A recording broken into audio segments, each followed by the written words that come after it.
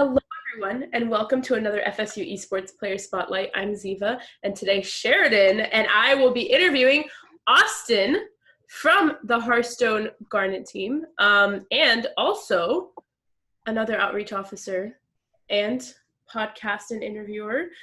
So, hi, Austin. That's a lot of titles. How are you?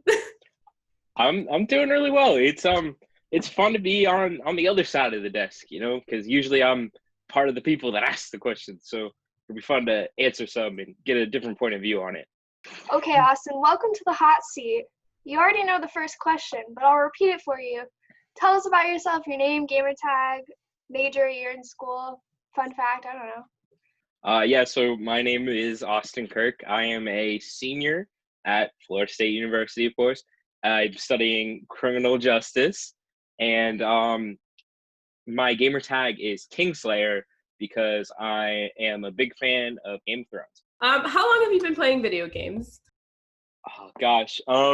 So the first video game I probably ever played was Mario Kart on the DS back in 2006 when I was 6 years old, and it was it was big. And then of course I played a lot of Pokemon growing up, but I didn't really play. I started playing Hearthstone in high school when I got my laptop, and so that was my first PC game.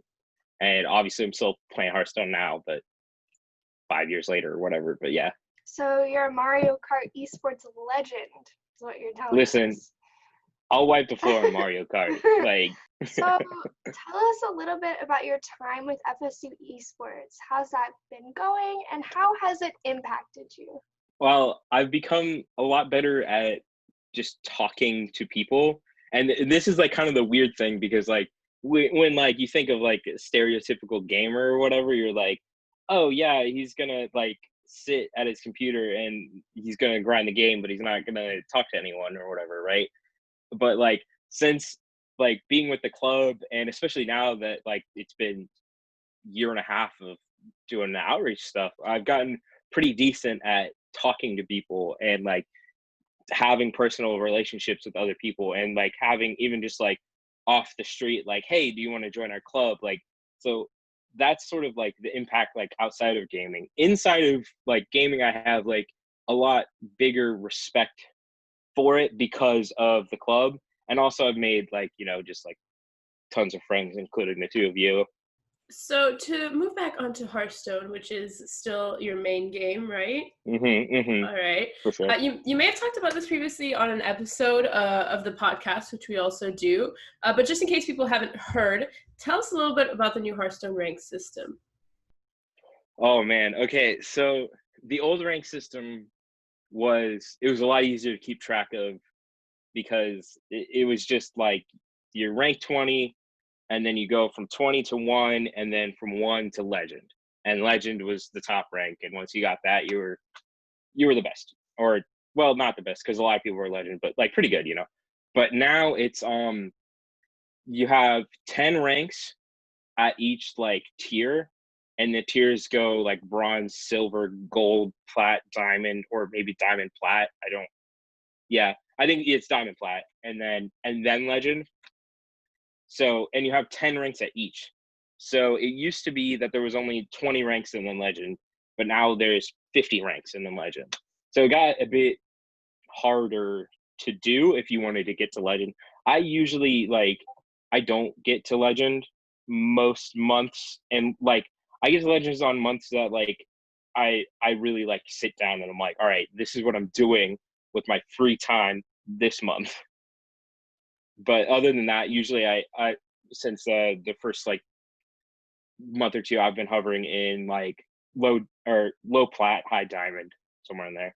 So for somebody that doesn't know a lot about Hearthstone, which includes me and maybe some of our audience, you spoke about months. So how long does one season usually last, and how long do you have to get to a certain level? A season lasts 1 month. Yeah. So you have 1 month to get as high up as you want, and then under the new system, you're automatically reset to the bottom. But there's this system of stars that you can get, and you get X amount of stars per win, and 3 stars get you up 1 rank. So if you're at bronze 10 and you get 3 stars, which is 3 wins, that gets you up to bronze 9. But the way that they made it sort of easier is depending on your rank from the previous month. So like I usually end up like say plat 7 or something like that. They'll give you a certain amount of bonus stars that you get for each win. So like my first bonus stars when I was in bronze at the beginning of the month was like I got 9 bonus stars. So for each win, I went up like 2 or 3 whole ranks for the win, just to make it easier for me, because like it's kind of unfair to put me against a bunch of other bronze people when I play at like a plat level. So like you can get up that ladder a little bit faster with that system. I think I explained that okay. I'm not sure. So you kind of talked about how it can be more difficult, but also it can be easier. But what are your just like general thoughts? Do you like it? Do you not like it? Do you like the old system better? It's a lot different, I think. This system's actually a little bit better at like like I play against mostly people like and it doesn't matter what my rank is, but like most of the people I play against are like people at the same like sort of skill level as me on the ladder. So like my wins are a little bit harder to get because I'm not like, if I was at like bronze 8 or something, I wouldn't be playing other people that like stay at bronze 8. I would be playing somebody who's also like, oh, I'm trying to get back up to where I was at plat 6 or wherever. So this system it's honestly, it's a little bit harder because like I play against like the opponents that I would usually like top out at, versus like earlier if I got booted down to rank 10 or whatever, I would be playing rank 10 people more often than I would be playing like I used to hover in the old system probably like rank 2, and then sometimes I would push the legend if I like had time that month. So now to discuss a little bit just more the collegiate side of what you do, so Tespa and that stuff. Your team's Tespa season, unfortunately, was postponed for the past 2 months. I know not much practice was held in those 2 months, but how did you personally adapt to the season's postponement, and did you continue to grind the ladder on your own? Yeah, so I didn't like full stop quit playing Hearthstone, but I definitely played a lot less than I would when like an active season was going on.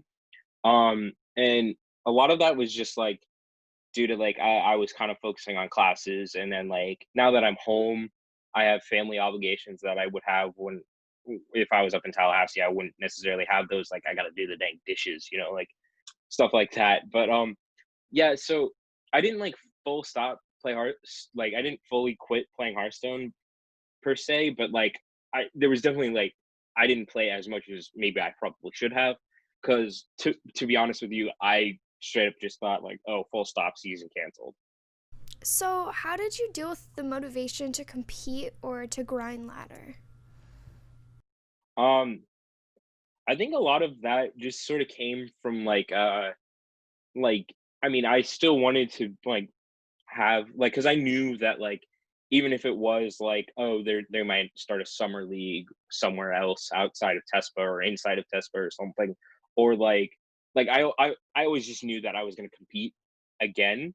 So like I still had it in the back of my mind. It was like, yeah, I need to at least keep playing a little bit, maybe not as much as I would be, but like still keep playing, still keep trying, because like you're gonna have to like help your team get there, like I'm whenever we're competing, I'm like, okay, we're winning this game, like this is what we're doing, we're winning, like, so like that was sort of like my motivation, I guess. But yeah, it was definitely a little bit tricky.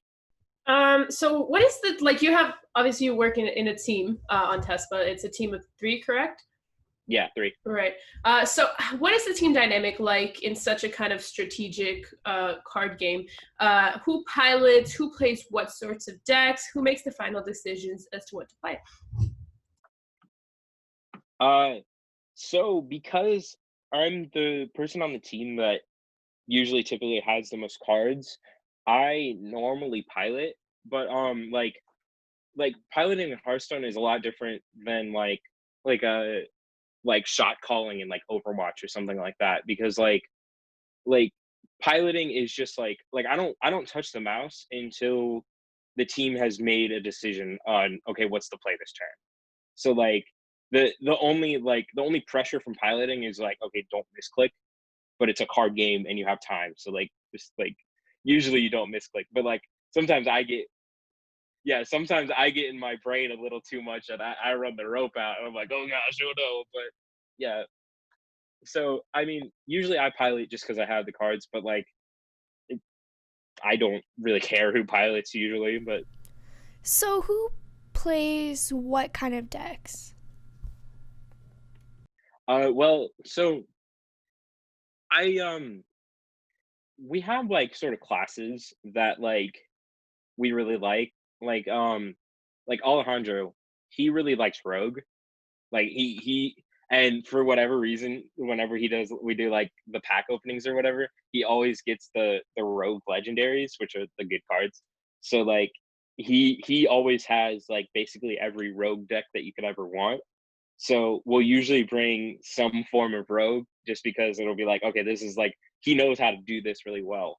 I play Hunter a lot, and so like I'm usually like I'll say something like when we're trying to prep decks, I'll be like, we should just kind of like bring Hunter. Like I could get a win with that. Like I could get a win with whatever kind of Hunter you want us to get a win with. But yeah, and then Noah, he's sort of newer. Like this is his first time competing with us, but he seems to like Warlock a lot. And so we at least we only did 2 weeks of Tespa before we stopped, and we brought Warlock both weeks, and we won with his decks both times. So it was cool. I mean, and yeah, so he's pretty good with Warlock. Um, I don't know, like, because usually this question is like, oh, I play aggro decks, I play control decks, and it's like we can do both, but like we do have an affinity for like just kind of hitting somebody in the face a little bit, not to give too much away, and we are bringing some like a variety of decks, so like it's not gonna like hurt anybody, but yeah. Is there ever any conflict over what card to play? And if so, You're good. how do you settle that conflict in such a short amount of time? So what's usually helpful is we get to see our opponent's like deck and like what all 30 cards that they brought. So a lot of the times we'll be like, is it smarter to play around this thing or that thing or whatever? So like usually we try to, and like whenever there's a disagreement, it's more often than not, in my experience, it's like, okay, what should we play around here? What do we think would be most likely for them to have? And so like a lot of times we'll just be like, okay, hey, pull up their deck list, see how many copies of Shadow Step they have or whatever, and we'll make a decision based off of that. I mean, there's not really one person like I wouldn't say that like I I wouldn't say that I always am like, no, we're playing this and I'm the leader or whatever. But like sometimes I can get like that, I guess. But usually we come to, and Alejandro's really good about like speaking his mind, and Noah's usually pretty good about it too, like speaking his mind and saying like, no, this is the right play here because these reasons. Quit being an idiot, Austin. And I'll be like, oh yeah, duh. What do you bring to the team besides decks or game Mhm. knowledge? I mean, I bring like I have I guess a certain amount of experience playing, and like at least at first, like a year or so ago, like I was basically like the aggressive like I could play if there was an aggro deck in the meta, I could play it.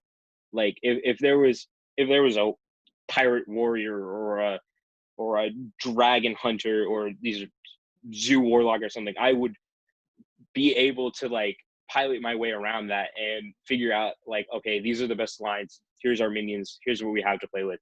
Go face when we need to, trade when we need to. So like I was usually pretty okay at that. So I sort of have more of the like aggressive knowledge than that.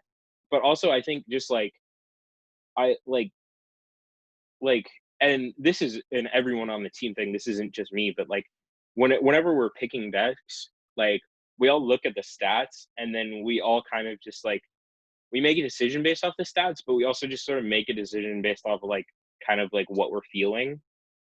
And we'll be like because there's never really a right answer, like just base statistics. So like a lot of times we'll have like a good feeling about a deck or something. I hope I answered that question right, or not right. I mean, like in full. I kind of got lost in the sauce there. So Hearthstone's game, as far as I've heard, can stretch on and oftentimes be slow in comparison to other kind of more fast-paced, maybe first-person shooter esports, especially playing control decks into control decks, for example. When you lose one of these long, really grueling games, how does your team mentally recover, especially when you don't have a lot of time in between games? So you can always like take a minute in between game. Like, yeah, you don't have a whole heck of a lot of time, but you can always be like, okay, like let's level our heads, let's do this. But I think, and speaking more about Alejandro Noah, they're from what I've seen so far, really, really good at just like yeah, we might get upset about a certain game, but they're really good at keeping like a very level head, and they're like, okay, that game happened. We'll talk about that after we finish all of our games, but like we need to focus on this game and our mulligan for that game and like what our game plan is. So like I think a lot of it, and they're really good at it. I'm maybe a little bit less so, but it's something I'm kind of working on. But like just focus on the task at hand more or less, and then you'll get there. What is the meta right now, and are you going to be following it, or what kind of decks does your team like to play? The meta is fairly, I would say fairly aggressive, because they introduced a new class called the Demon Hunter, and that's like the biggest deck is like a tempo Demon Hunter deck right now. It probably would, like, in some of the tier lists wouldn't be like rank 1 or something, because like it's definitely like on ladder like the most popular deck, so like people are like playing against it, playing around it. But like what it seems to be is it's Demon Hunter as like your main sort of aggressive deck. There's a few priest lists that are flowing around that are like sort of control, and like, or basically their thing is like, okay, we can beat Demon Hunter. And then there's like a few other things that are like, all right, we beat priest that beats Demon Hunter. So you have like this weird rock paper scissors of it's like, okay, right now I'm ladder, I'm trying to beat priest, so I lose to the Demon Hunters, and right now I'm the Demon Hunter, so I'm trying to beat the things that beat the priests or whatever. As for our decks tomorrow when our matches, I